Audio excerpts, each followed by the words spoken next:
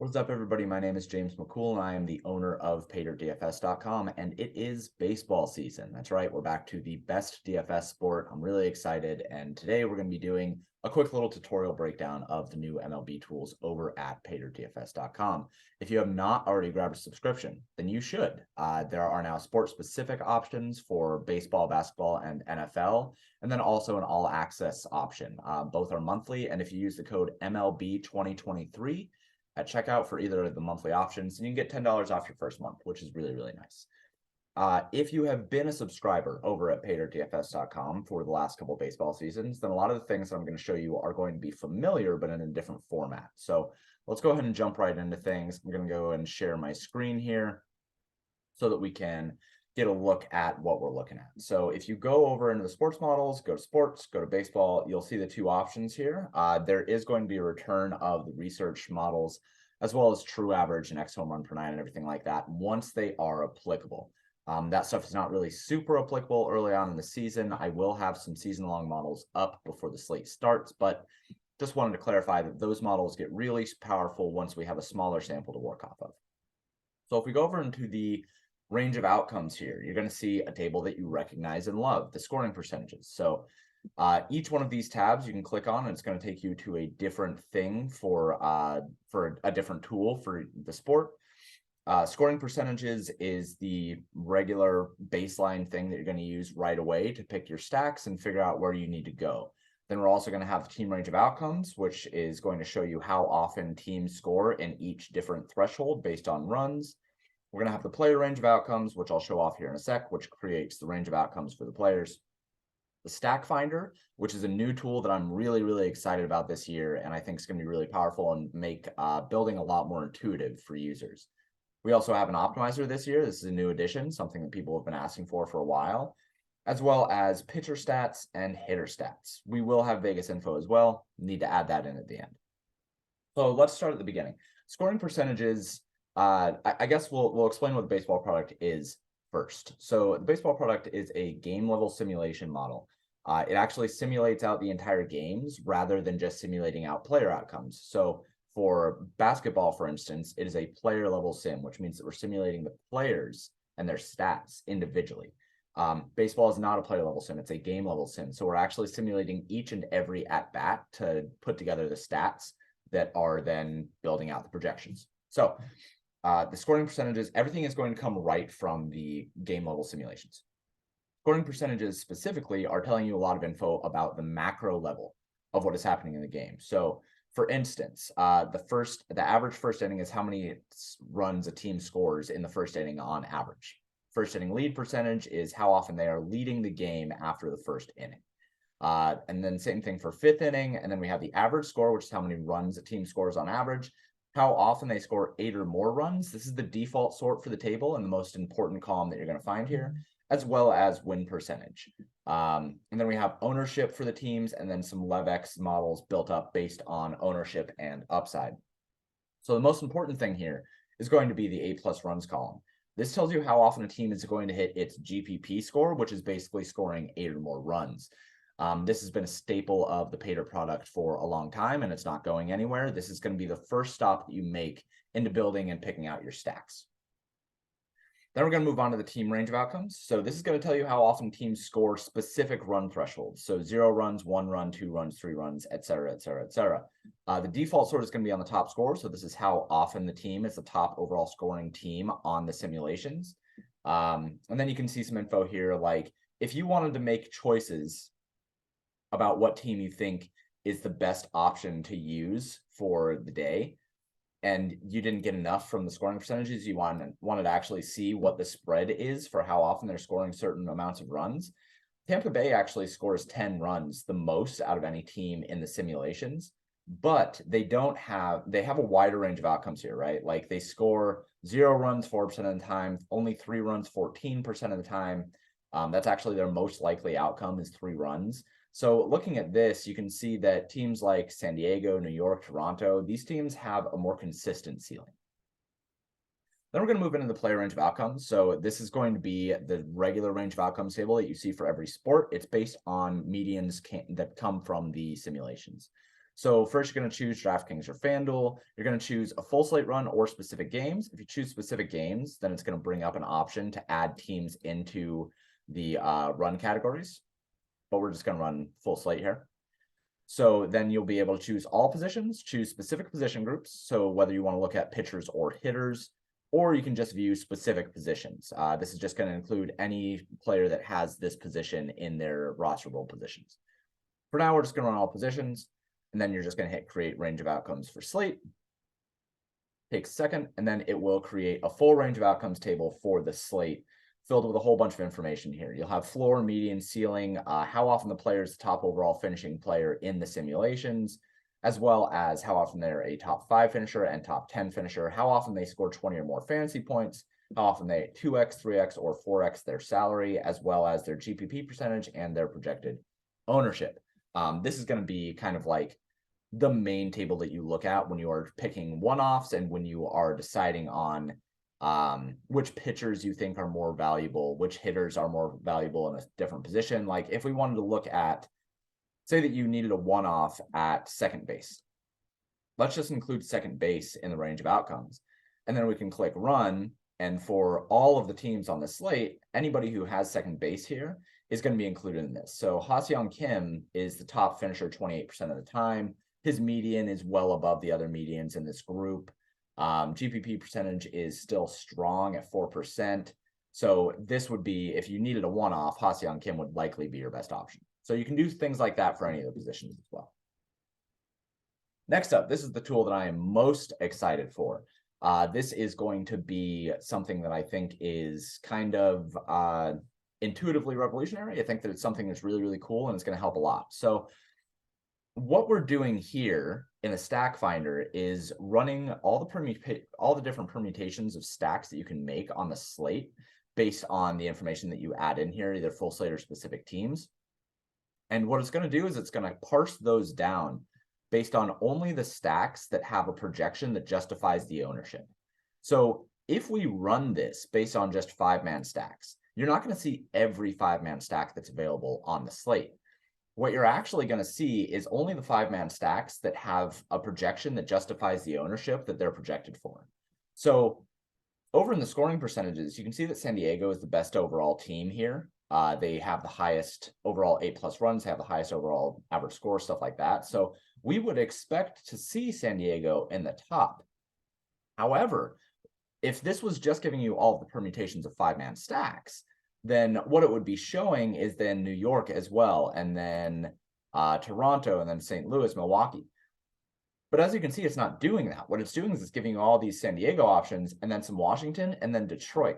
Now, the reason for that is because if there's ever a 5-man stack that has a projection that is lower than 60.98, but an ownership that's higher than 36%, it's not going to include that because you already have a stack here that has a lower ownership than anything that's projected lower than that. So it's going to cut out anything that is projected as a higher aggregate ownership.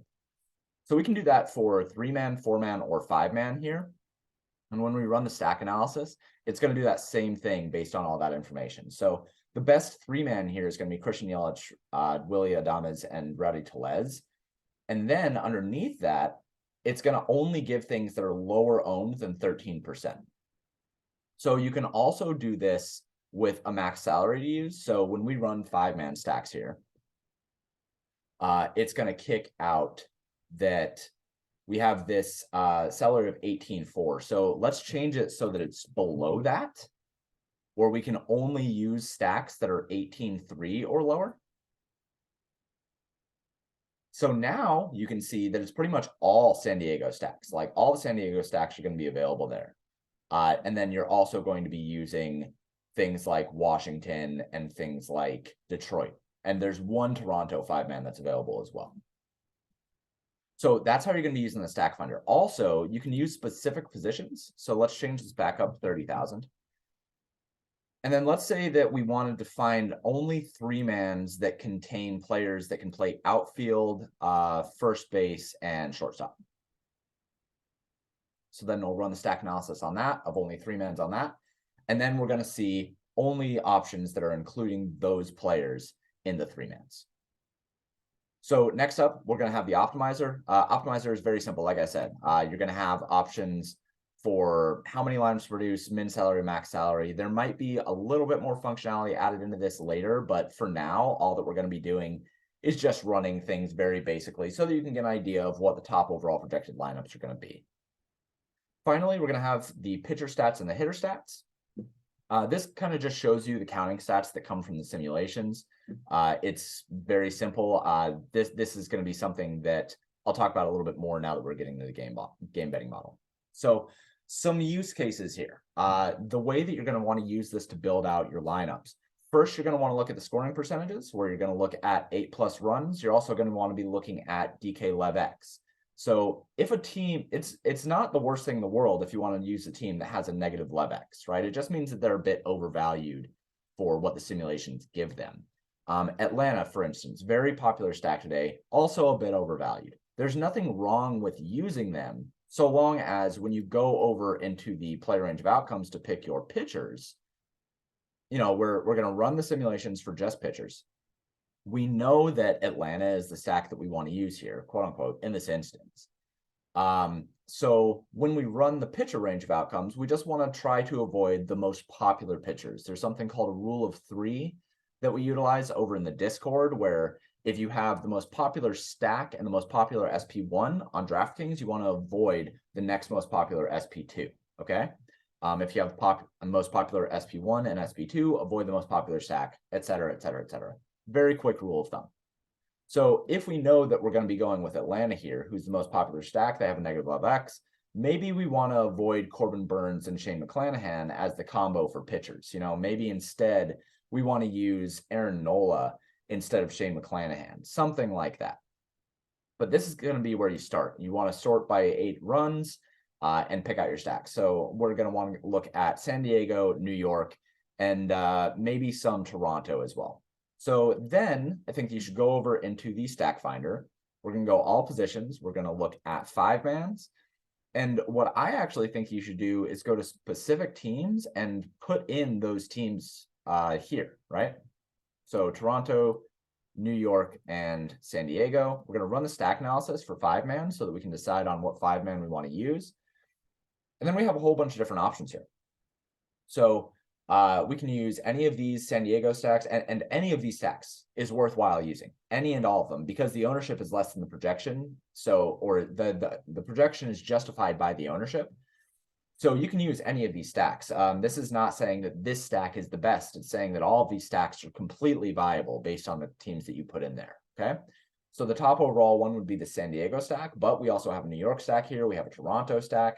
We only have one Toronto stack that is worthwhile based on projection and ownership, and it's this one right here. So that's the Toronto stack we would want to use. So finally, after you would do those things, then now you know that, okay, I want to go in with a Toronto stack. We want to use this one. We know that the ownership is justified, so we don't have to worry that much about the pitchers that we're using. Create the range of outcomes for the pitchers. And then that is going to be the last step. We're going to say, all right, Aaron Nola looks great, so we're going to use him. Max Scherzer looks great. And then you can go off and build your lineup, which is Aaron Nola, Max Scherzer, this Toronto stack that comes from this, and then whatever 3-man you want to use. So then if you wanted to, you could go to 3-man, you go to full slate run the stack analysis, and then use whatever lineup is in here for your 3-man, and then that's how you do it. So that is going to be the MLB DFS product for this year. Next, we're going to look at the game betting models a little bit, and then we're going to get into using the slate. So let's go ahead and share screen again. Here's the game betting model. So the game betting model is, again, very simple. This one is going to be, this is something that you've seen if you've been with Paydirt for a while. This is telling you how often the team wins in the simulations, what the projected spread is, how often they cover that spread, their average score, the game total. So this is for betting over-unders. The average first inning for the team, first inning lead percentage, average fifth inning, and the fifth inning lead percentage. In a future iteration, this is likely going to also have some simulation stuff added into it, which I will show off with the player prop simulations. But for now, this is just used for betting money line spreads and over-unders. We also have pitcher prop projections. So this is going to be things like walks, hits, home runs, earned runs, strikeouts, outs, fantasy, and FanDuel fantasy. I will add in underdog and prize picks as well. Same thing for hitter props. So this is going to be everything that you can really bet on over at DraftKings. Again, I will add in prize picks as well. And then we have the player prop simulations. So this is going to be something that you have seen with the hockey product. Okay. So what you can do is you can choose what kind of props you're simulating, the player that you want to simulate, the prop that you want to simulate, whether it's an over or under, what the prop is, and then what the line is on the prop. So this is saying that we want to see if we should bet the over of 5.5 strikeouts for Max Fried at a prop line of -150. So we can then go in and simulate the prop, and it's actually going to tell us the distributions of this player for strikeouts. So Max Fried, his mean outcome is 4.75. His 90th percentile is 6.83. The implied odds is 60%. It beats the prop 32% of the time. So this would be a no bet on the over. But if we change it to the under and say that the under is now, say, plus 190,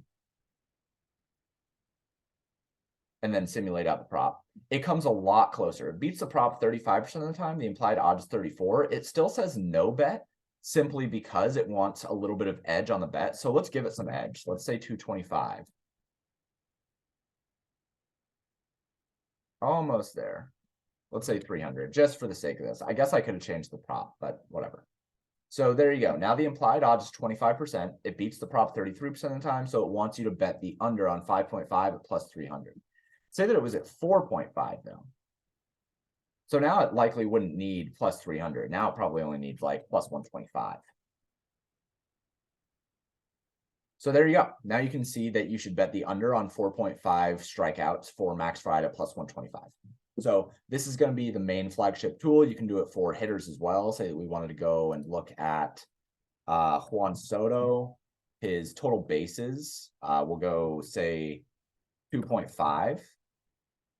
And then we'll simulate out at plus 125. So the implied odds on that are 44%. It beats prop 47% of the time. It's a no bet. You could bet it if you want, but it's looking for a bit of an edge on the bet. Again, the mean outcome is 2.38. So if we gave this a little bit more juice, let's say 155, then it probably says to bet this. Yep, there we go. So now it wants to bet it. So that is going to be the betting models. So if you have any questions, you can reach out in the Discord. You can reach me on Twitter at Paydirt_DFS. Again, thank you guys so much for all the support. I really appreciate it. And let's have an awesome MLB season. Again, if you're not a subscriber over at PaydirtDFS.com, go use the code MLB2023, all caps, and get $10 off your first month. Thank you guys so much. I appreciate it. And let's have a great season.